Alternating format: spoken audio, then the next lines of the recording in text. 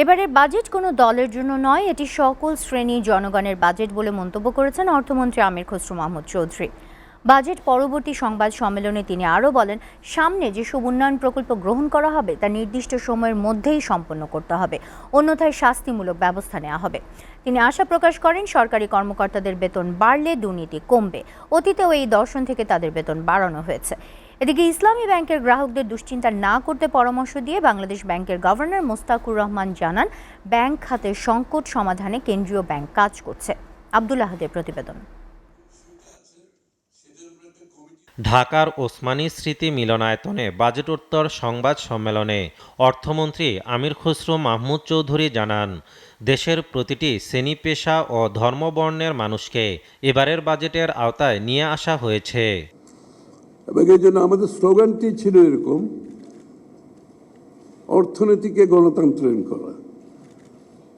এবং এই প্রেক্ষাপটটা আরো বেশি ধারণ করতে হয়েছে, কারণ এর আগে অর্থনীতিটা ছিল পৃষ্ঠপোষকতার অর্থনীতি, কিছু মানুষের জন্য অর্থনীতি, কিছু গোষ্ঠীর জন্য অর্থনীতি, অথবা কিছু অর্গানাইজড গ্রুপের জন্য অর্থনীতি। যে মানুষগুলো অর্গানাইজ না, যারা পৃষ্ঠপোষকতা পায় নাই, যারা অর্থনীতির ভাবনার বাইরে ছিল, আমরা এই মানুষগুলোকে আনার চেষ্টা করেছি। ব্যবসা বান্ধব পরিবেশ তৈরিতে সরকার কাজ করছে জানিয়ে তিনি আরও বলেন, ব্যবসা পরিচালনার ব্যয় আরও কমানোর চেষ্টা করা হচ্ছে।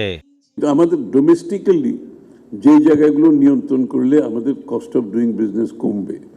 কারণ আপনারা জানেন, আমাদের কস্ট অফ ডুইং বিজনেসে, ইজ অফ ডুইং বিজনেসে বাংলাদেশ একেবারে তলানিতে বিশ্বে।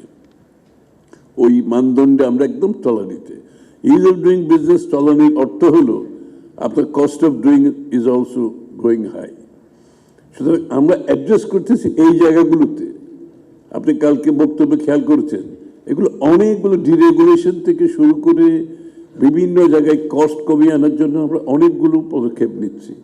গত 11 বছরে সরকারি কর্মকর্তা কর্মচারীদের বার্ষিক বেতন বৃদ্ধি ঘটলেও মূল্যস্ফীতি সমন্বয়ে নতুন পে স্কেল হয়নি জানিয়ে তিনি আশা প্রকাশ করেন, বেতন বাড়লে দুর্নীতি কমবে।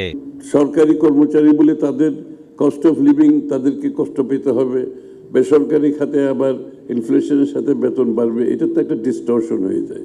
সুতরাং এই জায়গাটাই আমরা আশা করছি, এটার সাথে সাথে দুর্নীতিও কমবে স্বাভাবিকভাবে।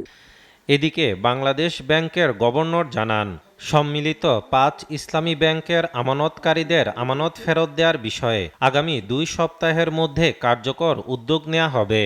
5টি ইসলামী ব্যাংকের সিবিএস যেটা কোর ব্যাংকিং সফটওয়্যার, সেটা নিয়ে কোনো কাজ হয়নি। আসলে এটা ইন্টিগ্রেশনটা একটা বড় চ্যালেঞ্জ, আমরা এই কাজগুলো করি। সো আমরা ভিতরে বিআরডি আমাদের ডিপার্টমেন্ট যেটা, ওরা এই কাজগুলো এগিয়ে রাখে এবং আপনার আগামী কয়েক সপ্তাহের মধ্যে দেখতে পারবেন যে এর কার্যক্রম কিভাবে দ্রুততার সাথে ইনশাল্লাহ আগায়। ইসলামী ব্যাংক নিয়ে অহেতুক অস্থিতিশীলতা তৈরির অপচেষ্টা চলছে বলেও অভিযোগ করেন তিনি। কিন্তু আমাদের প্রতিজ্ঞা হচ্ছে যে যারা টাকা চুরি করে নিয়ে গেছে তাদেরকে আমরা শান্তিতে থাকতে দিব না। আমরা বিভিন্ন দেশে টাকা ফ্রিজ হচ্ছে। আব্দুল আহাদ, এসটিভি, ঢাকা।